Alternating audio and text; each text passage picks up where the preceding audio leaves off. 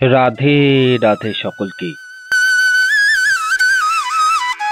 জানো তো, কলকাতার শ্রী শ্রী রাধা গোবিন্দ মন্দির ইস্কনে অনেক দিন ধরেই আসার ইচ্ছে ছিল, তাই আজ চলে এলাম এই মন্দিরে রাধা মাধবকে দর্শন করতে, মহাভোগ আরতি দেখতে আর সেই সঙ্গে ভোগ প্রসাদ গ্রহণ করতে।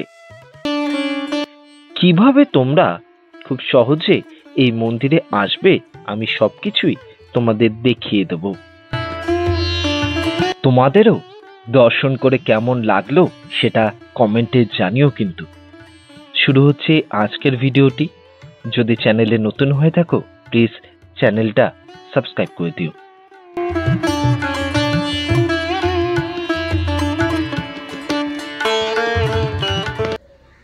রাধে রাধে সকলকে।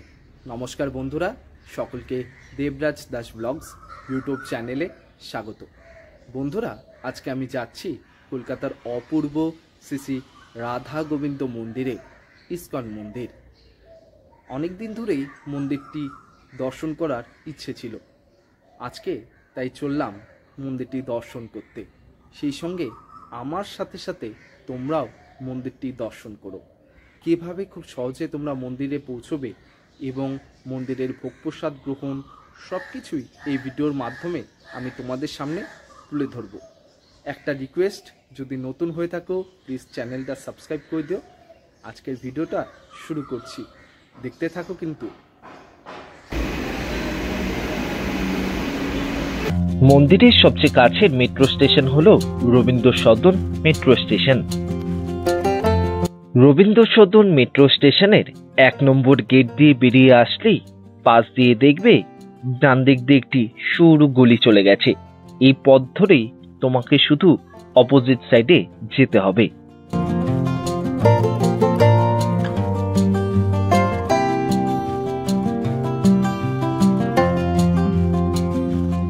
এই রাস্তা ধরে এগিয়ে আসতে লক্ষ্য করবে উপরে এই ব্রিজটা দেখতে পাচ্ছ। এই ব্রিজের ঠিক ডান দিক দিয়ে 2 মিনিট সোজা একটু হেঁটে যেতে হবে। চলো আমরা সোজা একটু এগিয়ে যাই। এই জায়গাটার নাম হলো এক্সাইড মোড়। কিছুটা সোজা হেঁটে এগিয়ে এসেই নিজাম প্যালেসের পরেই এই ক্রসিং রয়েছে। এটা হচ্ছে ক্যামাক স্ট্রিট ও এজিসি বোর্ড রোড ক্রসিং। আমাদের শুধু রাস্তা পারাপার হয়ে অপোজিট সাইডে যেতে হবে। চলো আগে রাস্তাটা পারাপার হয়ে নিই।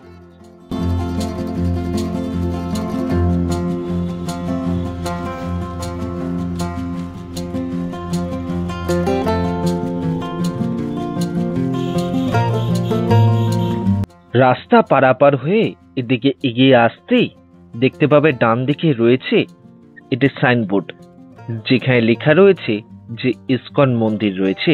এই দিকে দেখানো রয়েছে কিন্তু অ্যারো চিহ্ন দিয়ে।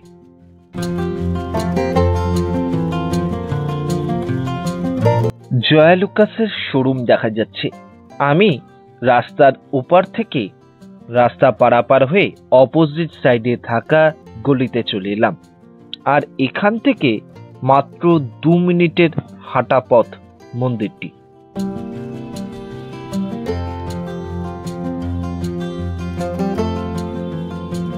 মন্দিরের একদম সামনেই রয়েছে এই ভিক্টোরিয়া স্কয়ার পার্ক। এটাকে একটি ল্যান্ডমার্ক হিসেবেও তোমরা ধরতে পারো। রাস্তার বাঁ পাশে এই হলো শ্রী শ্রী রাধা গোবিন্দ মন্দির ইস্কন।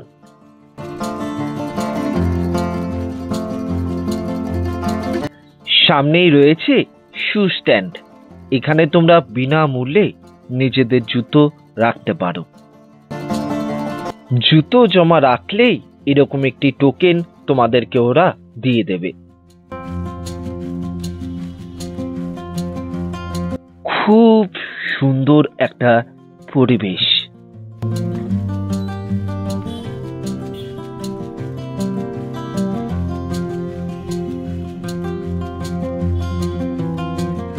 এখানে একটি গিফট শপও রয়েছে, আর তার পাশেই কিন্তু রয়েছে গোবিন্দাস রেস্টুরেন্ট সবকিছুই তোমাদের আমি দেখিয়ে দেব।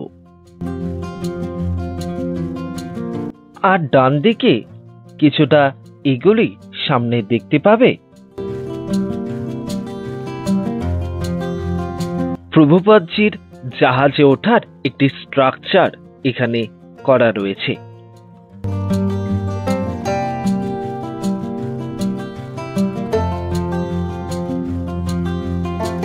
চলো এবার মন্দিরের দিকে যাওয়া যাক।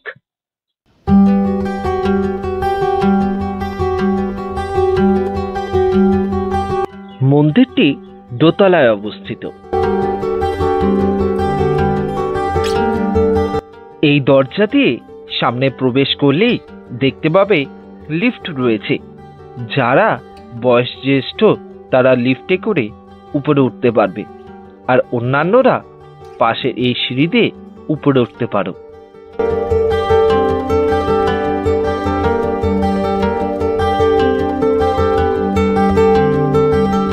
উপরে উঠেই জানলার উপর তোমরা দেখতে পাবে কি সুন্দর ময়ূরের আর্ট করা রয়েছে।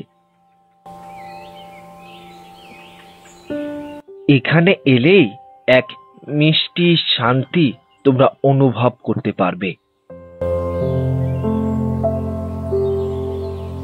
আর সামনে এগোলেই দেখবে রয়েছে প্রভুপাদজির একটি মূর্তি।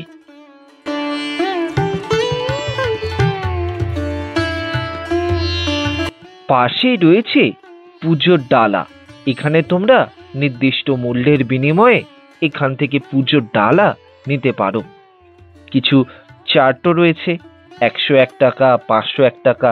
তোমরা তোমাদের সাধ্য মতো এখান থেকে পুজোর ডালা নিতে পারো। এই হলো মন্দিরটি। এটুকু বলতে পারি, এখানে এলে মনের শান্তি তোমরা অনুভব করবেই।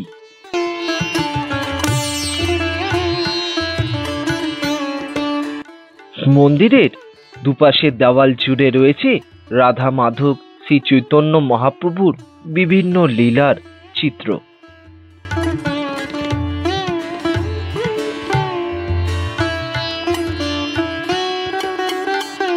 এই চিত্রে শ্রী শ্রী রাধা গোবিন্দ রয়েছে।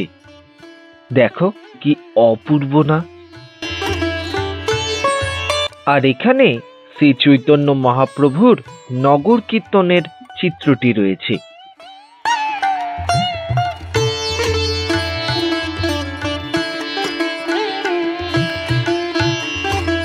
এখানে শ্রী শ্রী রাধা কৃষ্ণ ও মহাপ্রভুর বিগ্রহ রয়েছে। নিচেও রাধা কৃষ্ণের মূর্তি রয়েছে। মনটা শান্তিতে ভরে গেল।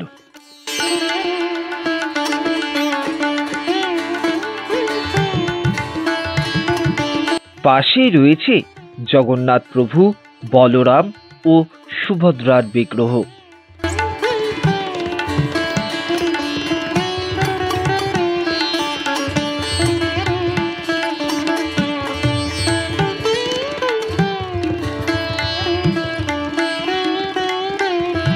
আর মাঝে রয়েছে তুলসী মাতা ও গুরু পরম্পরা।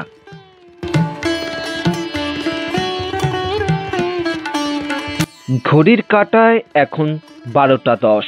শুরু হয়েছে রাজভোগ আরতি।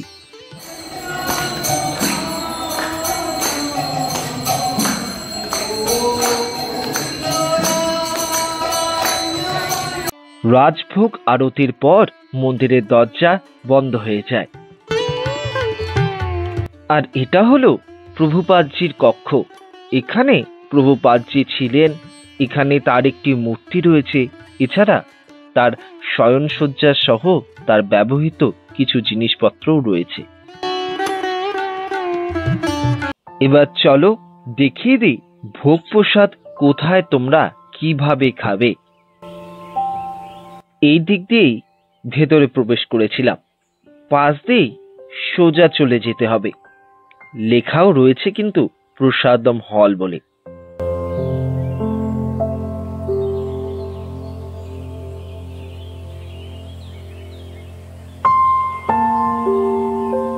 এখানে কলের ব্যবস্থাও রয়েছে। এখানে হাত ধুয়ে তোমরা পাশেই রাখা থালা সেটা সংগ্রহ করতে পারো। সেখান থেকে থালা নিয়ে তোমরা ভেতরে প্রসাদ গ্রহণের জন্য যেতে পারো। দেখতেই পাচ্ছ প্রসাদ গ্রহণের জন্য বেশ লাইন পড়েছে। সিঁড়ি দিয়েই উপরে উঠলেই রয়েছে প্রসাদম হল।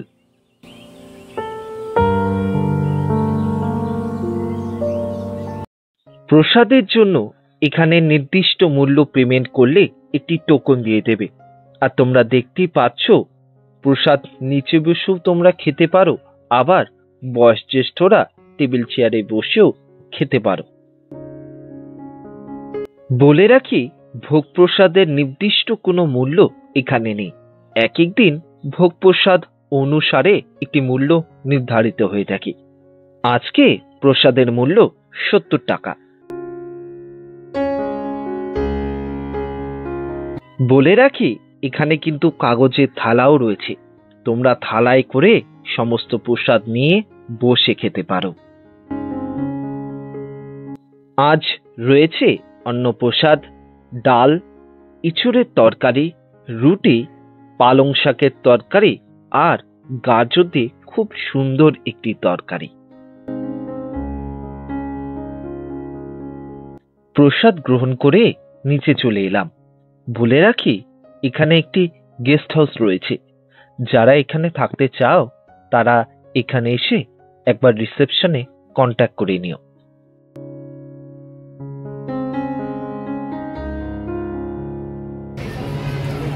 চলো একবার তোমাদের গিফট শপটা দেখিয়ে দিই। খুব সুন্দর এই গিফট শপ দোকান। এখানে প্রভুর বিভিন্ন মূর্তি, এছাড়া ভগবদ গীতা সহ বিভিন্ন বইও রয়েছে।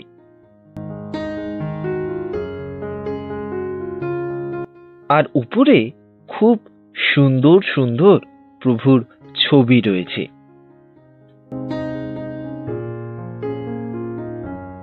এছাড়া অন্যান্য দ্রব্য সামগ্রীও রয়েছে, যা তোমরা এখান থেকে কিনতেই পারো।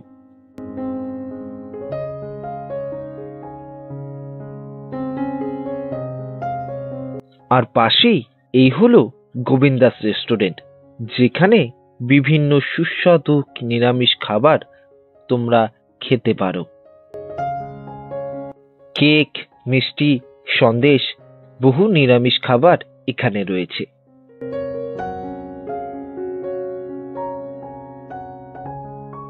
আশা করি শ্রী শ্রী রাধা গোবিন্দ মন্দির দর্শন করে তোমাদেরও মনটা শান্তিতে ভরে গেছে। আজকের এই ভিডিওটি এখানেই শেষ হলো।